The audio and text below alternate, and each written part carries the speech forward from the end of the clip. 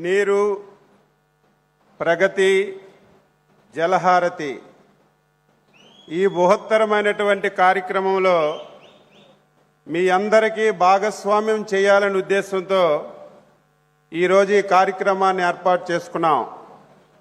కార్యక్రమానికి ముఖ్య అతిథి మనందరి అభిమాన నాయకులు రాష్ట్ర ముఖ్యమంత్రి వర్యులు శ్రీ నారా చంద్రబాబు నాయుడు గారికి, బీజేపీ రాష్ట్ర అధ్యక్షులు సోదరులు మాధవ్ గారికి, సహచర మంత్రివర్గ సభ్యులు, రాష్ట్ర నలుచెరగల నుంచి విచ్చేసినటువంటి నీటి సంఘ అధ్యక్షులకి, పాత్రికేయ మిత్రులందరికీ పేరు పేరున హృదయపూర్వకమైనటువంటి నమస్కారాలు, అభినందనలు తెలియజేస్తున్నాను.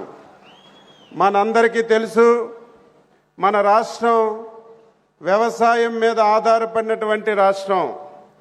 వ్యవసాయం మీద ఆధారపడినటువంటి రాష్ట్రంలో వ్యవసాయం బాగా జరగాలంటే తప్పనిసరిగా నీటి అవసరం ఉంది.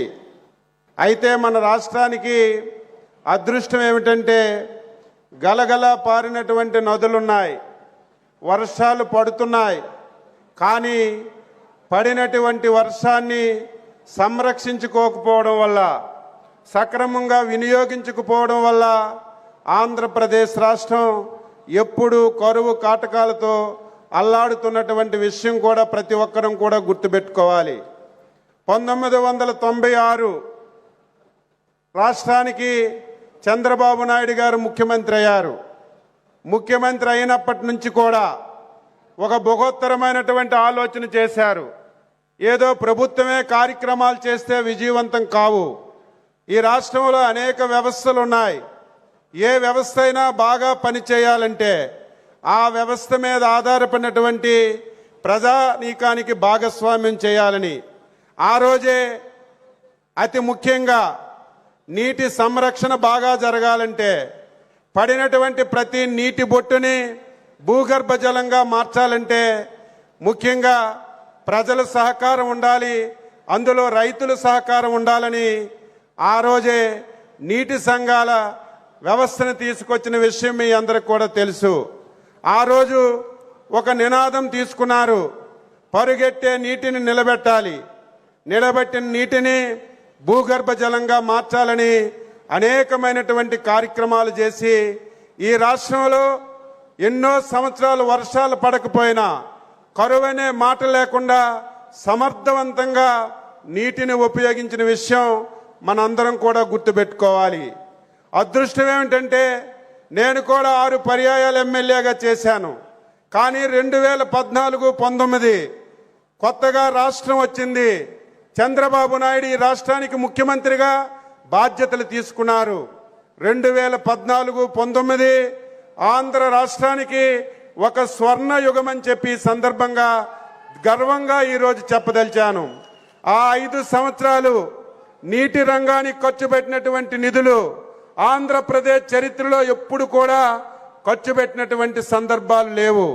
ఆ రోజు ఖర్చు పెట్టాం కాబట్టే, కాలువల్లో పూడికలన్నీ తీసాం కాబట్టే, ప్రాజెక్టులన్నీ శరవేగంతో పరుగులెట్టించాం కాబట్టే తరువాత వచ్చినటువంటి ప్రభుత్వం 5 సంవత్సరాలు అత్యంత ప్రాధాన్యత కలిగినటువంటి నీటి రంగాన్ని, నీటి పారుదల రంగాన్ని పూర్తిగా నిర్వీర్యం చేసి 5 సంవత్సరాలు ఏ విధంగా చేసిందో మనందరికి కూడా తెలుసు.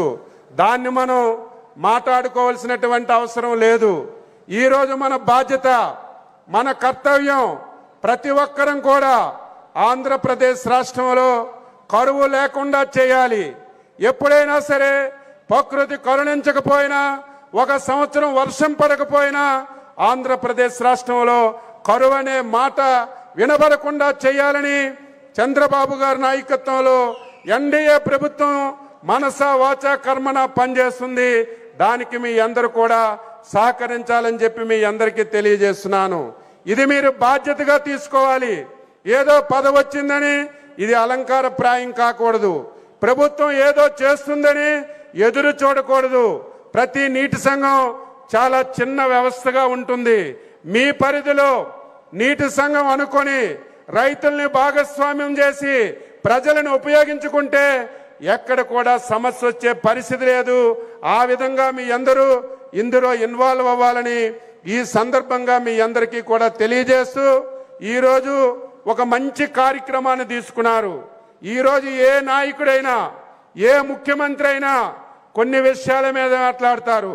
కానీ మన ముఖ్యమంత్రి ఈ రాష్ట్రంలో అన్ని విషయాల్లో కూడా చాలా జాగ్రత్తలు తీసుకొని ఎన్నో ఇబ్బందులు ఎన్నో సమస్యలున్నా ఆర్థికంగా చాలా ఇబ్బందులున్నా ముఖ్యమంత్రి గారు అనుభవాన్ని ఉపయోగించి ప్రధానమంత్రి గారు మోడీ సహకారం తీసుకొని మనకి కష్టం లేకుండా మనకి ఇబ్బంది లేకుండా పరిపాలన చేస్తున్న విషయాన్ని మనందరం కూడా గుర్తుపెట్టుకోవాలి.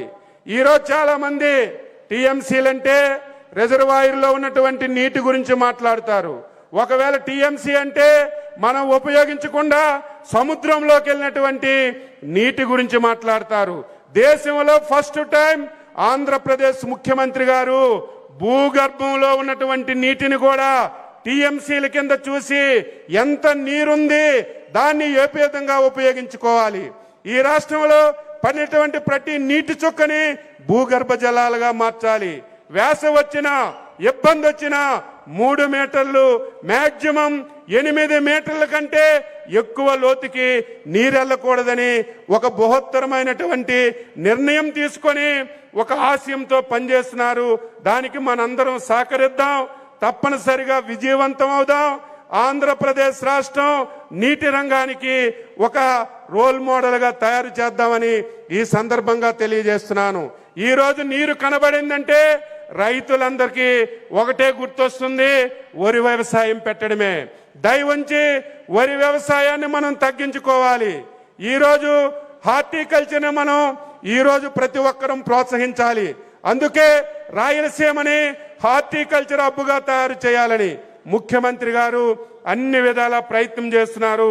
దానికి మీ అందరూ కృషి చేయాలి. అదేవిధంగా పంటలు పెట్టేటప్పుడు కూడా ప్రభుత్వం చెప్పినటువంటి ప్రతి సూచన పాటించాలి. మీరు మీ ద్వారా రైతులకు ఎడ్యుకేట్ చేయాలి. ఎప్పుడు కూడా మనకి పంటలంటే జూన్లోనో జూలైలో వస్తాయని ఖరీఫ్ మనం ఎప్పుడు స్టార్ట్ చేస్తాం. దానివల్ల సైక్లోన్స్కి మన పంటంతా కూడా పోయే పరిస్థితి వస్తుంది. ముఖ్యమంత్రి గారు ఒకటే ఆదేశాలు ఇచ్చారు, 2 మాసాల ముందే మనం ఒక ప్రణాళిక వేసుకొని తప్పనిసరిగా రైతాంగానికి ఎడ్యుకేట్ చేసి ముందుగా మనం నీరిస్తే రేపు ఎప్పుడు సైక్లోన్ వచ్చినా దాన్ని తప్పించుకొని నిలదొక్కు విధంగా రైతు ఉండాలనేదే ముఖ్యమంత్రి గారి ఆశయం. తప్పనిసరిగా ప్రభుత్వ సలహాలు సూచనలు పాటించి ఈ రాష్ట్రాన్ని అన్ని విధాలా ముందుకు తీసుకెళ్లడానికి, రైతు అన్ని విధాలా సంతోషంగా ఈ రాష్ట్రంలో వ్యవసాయం చేయడానికి అందరం కలిసికట్టుగా కృషి చేద్దామని ఈ సందర్భంగా మీ అందరికీ తెలియజేస్తూ సెలవు తీసుకుంటున్నాం. జై హింద్, జై చంద్రబాబు నాయుడు. ధన్యవాదాలు.